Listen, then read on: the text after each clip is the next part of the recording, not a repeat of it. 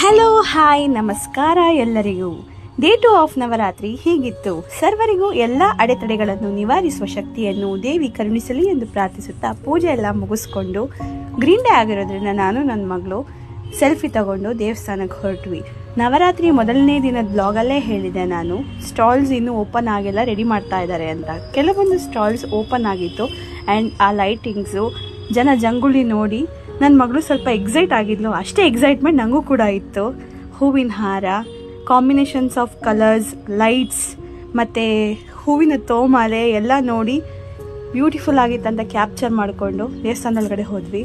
ನಿಂಬೆ ಹಣ್ಣಿನ ದೀಪದ ಆರತಿ ಮಾಡ್ತಾಯಿದ್ರು, ಕ್ಯಾಪ್ಚರ್ ಮಾಡಿಕೊಂಡೆ. ಆ್ಯಂಡ್ ನಿಮಗೆಲ್ಲ ತೋರಿಸ್ಬೇಕು ದುರ್ಗಾ ಪರಮೇಶ್ವರಿ ಅಮ್ಮನ್ನ ಹೇಗೆ ಅಲಂಕಾರ ಮಾಡಿದ್ದಾರೆ ಅಂತ. ಹಸಿರು ಬಣ್ಣದ ಸೀರೆ, ಕೆಲವೊಂದು ಹೂವಿನ ಅಲಂಕಾರಗಳು, ಬ್ರಹ್ಮಚಾರಿಣಿ ಅವತಾರದಲ್ಲಿ ಇವ್ರನ್ನ ಕಣ್ ತುಂಬ್ಕೊಳ್ಳೋದೇ ನಮ್ಮ ಭಾಗ್ಯ. ಹಾಗೆಯೇ ಅಲ್ಲಿಂದ ಸಾಯಿಬಾಬಾ ಅವ್ರ ಬ್ಲೆಸ್ಸಿಂಗ್ಸ್ ತಗೊಂಡು ಕೈ ತುಂಬ ಬಳೆ ಹಾಕಿದ್ರಿಂದ ತೋಮಾಲೆ ಇಟ್ಕೊಂಡು ಪೋಸ್ ಕೊಟ್ಟು ದುರ್ಗಾದೇವಿ ಪ್ರತಿಷ್ಠಾಪಿಸಿದ್ರು. ಅವ್ರಿಗೆ ಒಂದು ನಮಸ್ಕಾರ ಹಾಕಿ ಹೊರಗಡೆ ಬಂದ್ವಿ. ನವರಾತ್ರಿ ಉತ್ಸವ ಅಂತ ಡ್ಯಾನ್ಸ್ ಪ್ರೋಗ್ರಾಮ್ಸ್ ಇತ್ತು. ಮಕ್ಕಳು ಡ್ಯಾನ್ಸ್ ನೋಡಿಕೊಂಡು ನನ್ನ ಚೈಲ್ಡ್ಹುಡ್ ಹಾಗೆ ನಾನು ಮಾಡ್ತಿದ್ದಿದ್ದು ಭರತನಾಟ್ಯ ಎಲ್ಲ ಜ್ಞಾಪಿಸ್ಕೊಂಡು ಮನೆ ಕಡೆ ಹೊರಟ್ವಿ. Thank you for watching. Bye, good night.